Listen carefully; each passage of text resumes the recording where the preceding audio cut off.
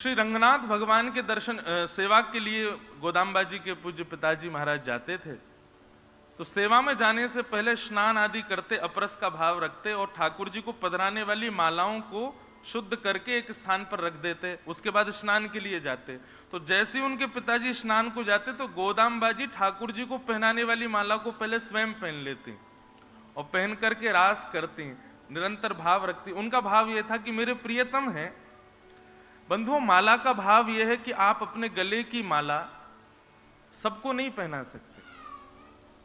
आपके गले में जैसे ही माला पधरा दी गई है उसके बाद वो आपकी प्रसादी हो गई है।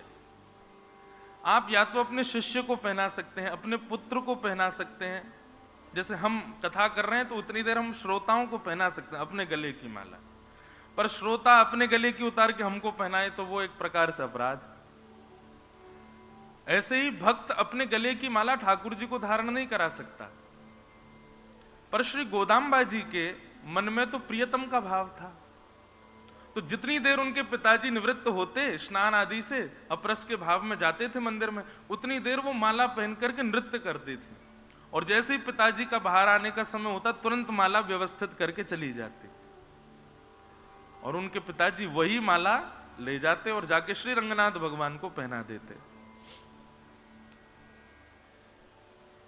एक दिन जैसे ही माला लेकर के जाने लगे तो उन्होंने देखा कि माला में एक केश, लंबा केश माला के ऊपर दिख रहा है। और केश देखते ही गोदाम्बा जी के पिताजी ने सोचा, अरे अरे ये तो अपवित्र हो गई माला। पर ये केश है किसका? ठाकुर जी को पधराने योग्य तो ये माला नहीं है, पर ये केश है किसका? उन्होंने अपने घर में खेल रही नन्ही सी कुमारी गोदाम्बा जी से कहा, लाली तुम्हारी केश सबसे लंबे हैं, कहीं तुमने ये माला धारण तो नहीं की? आज उन्होंने अपने मन का भाव बताया। बोले, जी पिताजी, मैंने माला धारण की और मैं नित्य धारण करती हूं, क्योंकि मैं उनको अपना प्रियतम मानती हूं। और प्रियतमा अपनी वस्तु प्रियतम को तो धारण करवा सकती है। पिताजी बोले, अपराध, घोर अपराध। वे श्रीमन नारायण हैं, तुम अपने गले की माला कैसे पहना सकते हो? बोले, पिताजी आज से नहीं, मैं तो महीनों से पहना रही हूं। आप स्नान करने जाते हैं मैं माला धारण कर लेती हूं, और जैसे ही आप आते हैं मैं उतारते। वही माला नित्य रंगनाथ भगवान पहनते हैं। आज तक उनको जब बुरा नहीं लगा तो अब क्यों बुरा लगेगा? अब क्यों पाप लगेगा?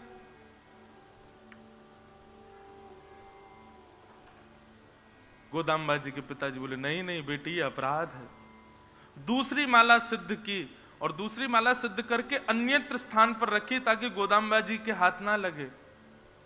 और पुनः स्नान करके उस नवीन माला को लेकर के जैसे ही मंदिर में गए, श्री रंगनाथ भगवान के कंठ में जैसे ही माला को पधराया, माला टूट करके गिर पड़ी। ठाकुर जी ने धारण नहीं की। दूसरी माला धारण कराई, ठाकुर जी ने धारण नहीं की। तीसरी माला धारण कराई। हर माला गले में, ऐसा नहीं थोड़ी बहुत देर धारण करके, गले में जाते ही टूट के गिर जाए। दूर खड़ी गोदाम्बा जी दर्शन कर रही थी। बोले, पिताजी आपको शुद्धता और अपवित्रता आदि का भाव लगता है, पर ठाकुर जी भी मुझको प्रियतमा मानते हैं। एक बार एक माला मुझे धारण करा के फिर धारण कराओ। गोदाम्बा जी के गले में माला धारण कराई। पिताजी के नेत्रों में आंसू हैं, और जैसे ही ठाकुर जी के कंठ में धारण कराई, ठाकुर जी ने धारण कर लिया। भाव विह्वल हो गए गोदाम्बा जी के पिताजी। चरणों में सर रख करके रुदन करने लगे, नाथ ये कैसी लीला आपकी? इस कलिकाल में आप मेरी पुत्री को प्रियतमा मान चुके हैं।